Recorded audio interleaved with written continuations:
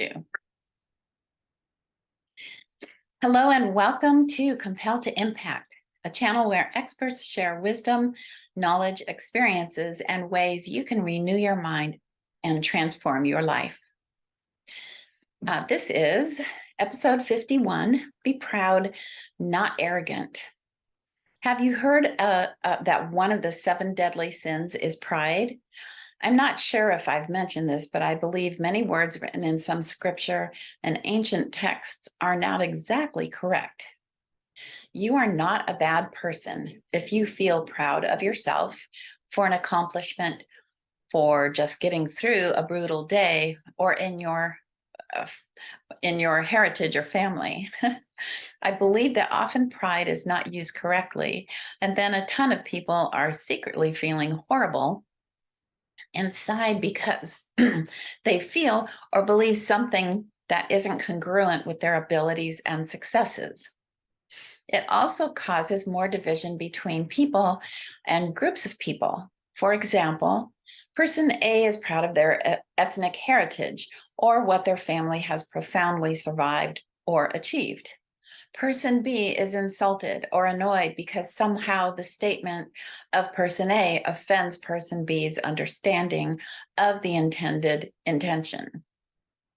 Now, person B's ego is bruised, and they feel the need to chastise or diminish person A for how they feel.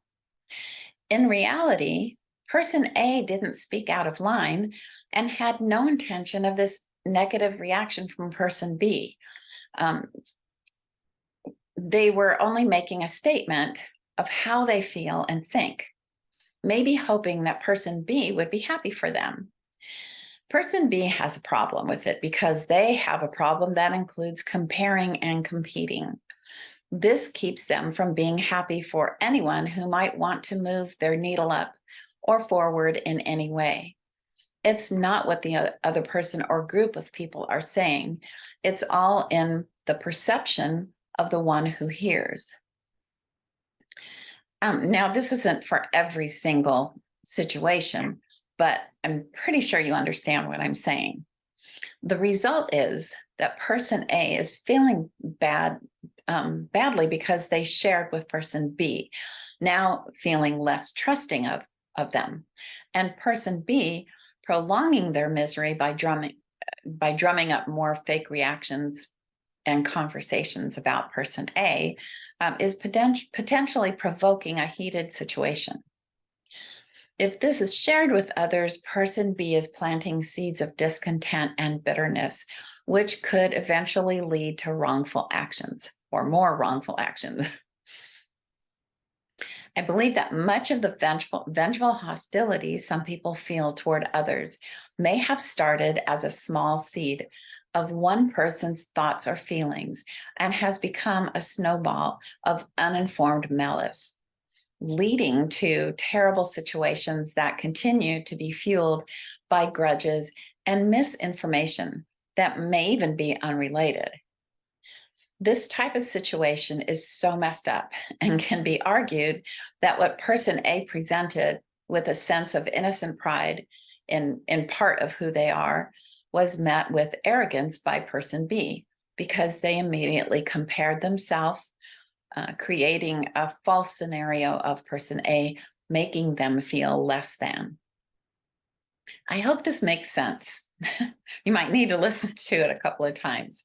I'm aware that the nerdy thoughts in my head can be as mind-boggling as this type of situation that I've seen play out several times. The danger of arrogance can devastate a single human or groups of other humans to the point of violence toward oneself or others. I'm not making excuses. Sorry, I don't know what you can hear, but when the geese are flying by and making all their commotion, it's kind of cute. Anyway, but I don't know if you can hear it. I'm not making excuses for someone's destructive behavior. I'm only presenting this as a sequence of events highlighting a difference between pride and arrogance and the choice you have to be present and aware. What I mean is you can't go back to pinpoint and change where the discord and disunity began, but you can become present and aware enough in alignment with your beliefs, specifically about pride and arrogance. Then you can bring your thoughts, words, and actions into alignment to stop poor choices and reactions in their beginning stages. This is your personal responsibility. As I have mentioned in other videos, personal responsibility is the essential component to living a joyful, successful life. It's never possessions which will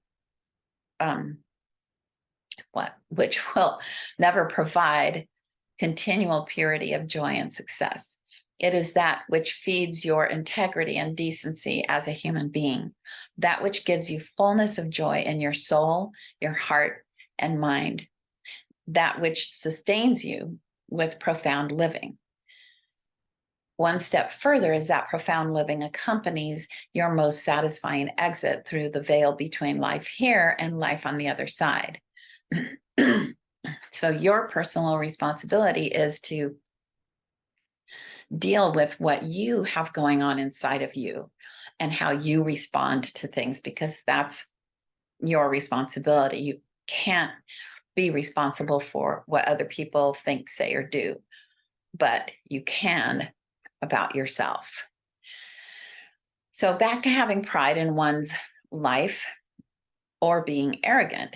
I hope you can see the difference and how arrogance might keep someone or a group of people trapped as victims of lack of understanding and communication. Arrogance festers in one's soul through conceit, egotism, disdain for others, and self-importance without notice of anyone else's existence. It becomes a destructive force of ignorance. We had a joke around an office that I used to work at years and years ago when I was in the corporate world, when someone was being arrogant, that they were actually thinking, do you know who I think I am? So sometimes that's what it's like. And so I say it every once in a while when I feel like, oh, that was a silly thing to say. Do you know who I think I am? But I'm saying it in jest, making fun of myself, basically. So arrogance is not a good thing. It causes a lot of problems. Pride fosters self-esteem, confidence, contentment, and dignity. The main difference is that arrogance doesn't take anyone else into consideration and may even try to squash the efforts of others to excel in their lives. Pride of who one is becoming, only in comparison to oneself, understands the equality of each human to find and shine their light on this life adventure. It is part of the creative and artistic force that lives within your spirit as the image of creativity and art from the omnipresent, divine, supreme being, God.